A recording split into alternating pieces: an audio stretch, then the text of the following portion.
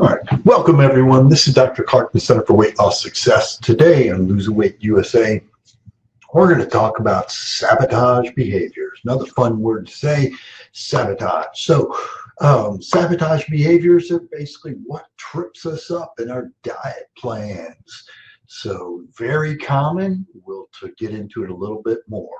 Welcome to Losing Weight USA, real-time answers to your weight loss questions, some of the latest updates and research, as well as a little bit of expert advice. It gives you direct access not only to me, but you should be receiving the health tips and recipes via the membership portal. And yes, get into that membership portal. We keep adding new things. We have all these webinars, plus all the educational materials from our weight loss or medical weight loss programs there. If you have questions during this presentation, just type them into the chat box as we go along. If you think of things once we're all done, just give us a yell here at the Center for Weight Loss Success. The email is success@cfwls.com. Phone number 757-873-1880. All right, so let's dive in here and let's get the slides up. Here we go. All right, so again, we're talking about sabotage behavior. So first we're going to define what is sabotage behavior, and probably one of the biggest things to talk about is self-sabotage. We often trip ourselves up more than anything else. So how do we then combat that self-sabotage behavior? And then how others tend to sabotage us? And then how do we combat those saboteurs? And then just a few events that are fairly typical that tend to trip us up and what we can do to handle those a little better. All right, so eat to live versus not live to eat. Okay, if only it were so simple. Okay, often we know what to do, but doing the right thing is still difficult. So why is that? And it's often these sabotage behaviors that can derail our best intentions and our best efforts. So what is sabotage? Sabotage is the act, when you look it up in the dictionary, it's the act of hampering, deliberately subverting, or hurting the efforts of another. Or it's the deliberate action to destroy property or equipment. Hopefully that's not occurring. So what about then that self-sabotage behavior? Because this is one of the most common ones. And when we start thinking about self-sabotage, some of the things we need to consider is that, are your goals realistic? If we have unrealistic goals, sometimes that just trips us up from the beginning, and it seems like, oh, this is way too hard. We'll never get there, never get into this goal. And so subsequently, then we just kind of let it fall by the wayside. Another one tends to be just doing too much too soon. It's like we want to dive into this weight loss plan, so we're going to do absolutely everything. So we're starting to exercise, we're eating really healthy, we're kind of trying to do it all at once. And sometimes when we try to do it all right from the get-go, is that it tends to be way too overwhelming. Sometimes kind of some little changes in succession can be a better thing to do. Now, everybody's different. So other people do really well. It's like, I'm going to make this, this life change, and I'm going to completely change my behavior, completely change what I'm eating, what I'm doing, start exercising. And it's kind of just starting anew. Other people, that's too overwhelming. Another thing is having the excuse for every occasion type of thinking. And this is fairly common in that, gee, it's like, I know I should be exercising, but I've got something else to do, so I'll put that off again. The excuse for every occasion. We know what we should be doing, but we can't quite get ourselves to make those changes. Okay? Or another one is just relying solely on willpower. Now, I've talked about willpower in the past, is that we all have it. It's just, how well is it developed? And willpower is just like a muscle. If we keep utilizing it and keep working on it, it does get stronger. And so when people tell me that, oh, I have no willpower, it's like, well, yes, you do. You just need to activate it as well as kind of work on strengthening it. And that takes practice. The fact that you actually are practicing it, it will get better. Okay? And sometimes just listening to how you feel is going to help counteract this, as well as, no surprise, journaling. Journaling is one of the biggest and best solutions, if you want, or an attempt at a solution anyway, to get things back on the right track. Journaling is one of the best tools to figure out our problem areas. If we don't write it down, it's hard to figure out where do we stumble. How many times do I hear, I think I'm doing everything right? Well, write it down. Write down what you're doing. If you're doing that, then it'll be a lot easier to figure out where do we actually stumble. All right, so how do we combat self-sabotage behavior? Journal, obviously, is going to be one of those, but I put it at the bottom of this slide. Okay, so combating self-sabotage behavior, set realistic goals. Again, I'd love for people to have that picture postcard type of vision. This is where I want to be. But set these realistic goals and kind of how am I going to get there? Sometimes people want too much too fast. And weight, health typically doesn't work that way. It's something we have to make these changes, that we need to be committed to the changes, working on those changes, and realize we're going to struggle at times. But we need to dust ourselves off, get right back on it. Okay. So set realistic goals. You want to also throw away the excuses. We've got a million excuses. But it's like, okay, throw away the excuses. Let's get this done. And just like, when we needed to study for a test or finish that book report or whatever it is, write that paper, but also projects at work, all this. Eventually, we can procrastinate, but eventually we've got to get this done. Throw away the excuses. And ideally, you don't want to be in a hurry. We'd love it all to happen immediately. But reality is, especially with weight and health issues, they typically didn't occur in one evening. Right? It's like, no, these are things that occurred over a lifetime, or kind of worked up to over a lifetime. And subsequently then to think that all of a sudden in a month, everything's going to be great, it's like, well, not likely. Okay, so don't be in a hurry. Let's kind of work on this, and yep, we're going to struggle, we're going to trip up. We'll just got to keep working on it. We're going to get better and better and better at it. With this in mind, you want to keep your kitchen, your pantry well stocked with the right foods. Okay, try to keep it not well stocked with the wrong foods. Kind of get rid of those or put them locked away, whatever. When we talked about the propinquity discussion, try not to overbuy. You may remember that, hey, I talked about, there tends to be a right amount for people. And when we have a tremendous, amount of something, whatever, we tend to use it faster. And that's true with food, but it's also true with just about everything else we buy in bulk. Okay? So try not to overbuy. Pre-plan your day or pre-plan your week. Even better, on Sunday evening, sit down and take a little bit of time and think about, okay, this is what's happening this week. What am I going to do each day? Because I know I'm going to have to, I want to work in my exercise, I want to work in the correct dietary activity. And so pre-planning your day, whether it be the night before, or actually, Sunday evening, and planning out for the week, but plan both your meals as well as your activity. And then look at that as kind of, here, I've got it written down. This is what I'm going to do. And don't stray from that. Easier said than done. But it will make it easier when you keep practicing to do that. And replace negative thinking with what you're doing right. We all love to beat ourselves up. Okay, it's like, gee, I could have done this differently. Could have done this differently. Yeah, there's a million things. And there are many things each day we could do differently. But replace that negative thinking with what are you doing right? And then build on that. And then finally, just like I started with, journal. Write things down.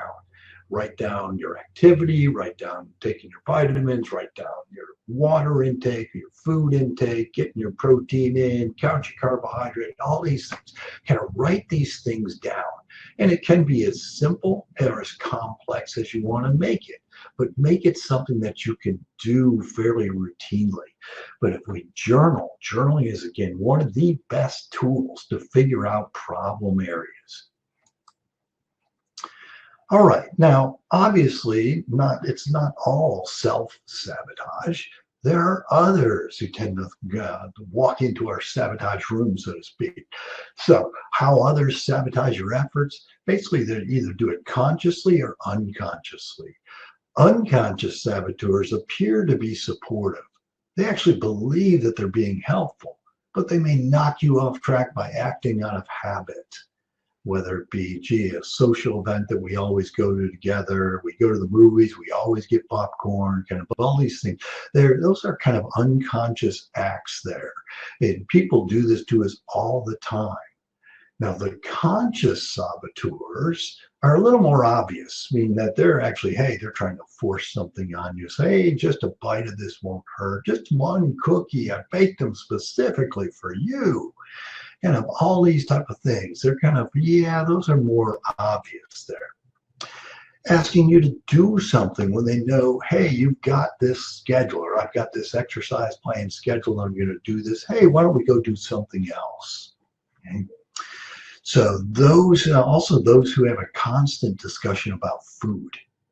Okay, you know who you are, you know who they are, type of thing. They constantly talk about, oh, this wonderful food that I just had, we need to try it sometime, all this. It tends to be endless.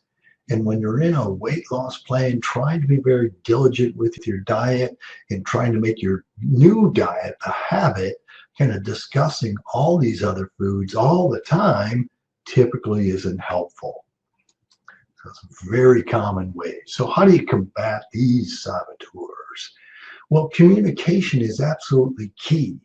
And communication with family, with friends, and to communicate assertively. Meaning that this is what I'm trying to do.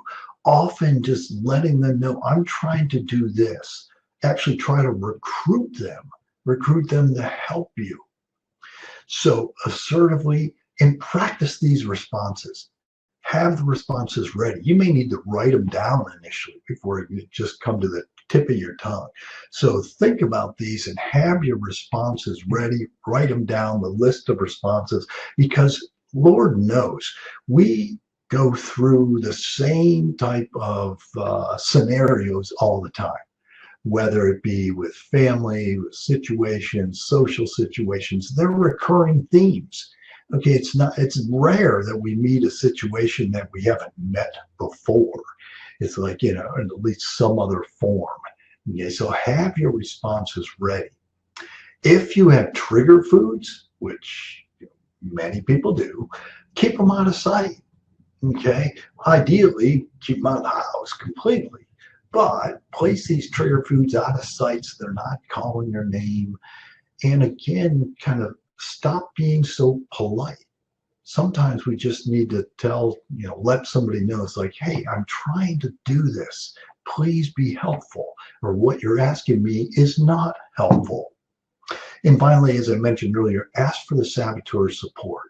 If you can get their support, it's going to help you tremendously. So if you can recruit them, is that they're very likely not going to be trying to, sabotage you all the time, but hopefully are going to actually be supporting you and, hey, they're trying to do that. And if you can actually recruit them to be part of the plan, whether it be the workout buddy, the, hey, I'm eating healthier buddy, turn that saboteur actually into someone who's working with you and be kind of the buddy plan going along with this. The buddy plan works wonderfully for weight loss. All right, then finally, this last little part of the discussion is there are events that recur over and over again, and they tend to sabotage us. And some of these events are very, very common, and so we're going to talk about those. And there's really three really common ones are vacations.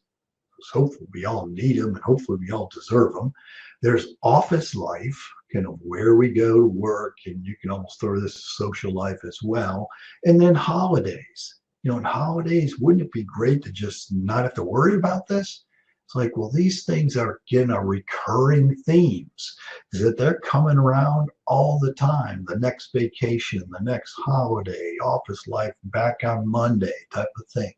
So we need to be aware and we need to plan for these things. All right, so vacations. Vacations, try to incorporate more activity into your vacations. Very likely, you're not going to be eating as diligently as you were before you went on vacation. So if you aren't going to be eating quite as diligent, hey, let's try to incorporate more activity into our vacation as well. When you go on vacations, try new things. Search out those new protein sources. Search out kind of that new, new vegetable, that low carb something. Try new foods. Don't stick with what I always have. You would also like to keep alcohol in check, not only because of the extra calories and that the alcohol has a lot of calories. Each drink, even in its purest form, typically has between 100 and 150 calories. If it's a sugar-laden drink, it could be 500 or 600 calories. So keep alcohol in check. That doesn't mean you can't have something. It's just keep it in check. Plan your splurges. It's like, okay, I know I'm going to this famous restaurant. I want to have their famous dinner here, or whatever it is, the famous dessert, whatever it is. Plan for those splurges and enjoy them, but then get right back on track. Don't let it kind of derail the whole rest of your vacation versus the rest of the month, the rest of the year, whatever. Okay, plan your splurges, enjoy them, get back on track. All right, what about office life? Because obviously we're going in, we're meeting, we meet with the same groups of people typically routinely. So discussing some of your weight loss efforts, asking for support, that can always be a good thing. Again, if you can get that buddy, great, go for it. Okay, instead of sitting down in the rec room or whatever during your breaks, go for a quick walk. Keep healthy snacks available. Okay, they've got instead of keeping the candy jar and try to keep the something else that's available there. I'm going to have this for my snack as opposed to going out for a donut or whatever. Holidays, they're coming around. There's a holiday for everything. From anniversaries to all the normal holidays that are running throughout the year, but there's going to be the birthdays, anniversaries, those special days that mean something to you and your family. And those are great. You need to plan for them though. So plan for the events. If you're going to events, don't go hungry. Okay. Socialize away from the food. We typically, wherever the food is, that's where people tend to congregate.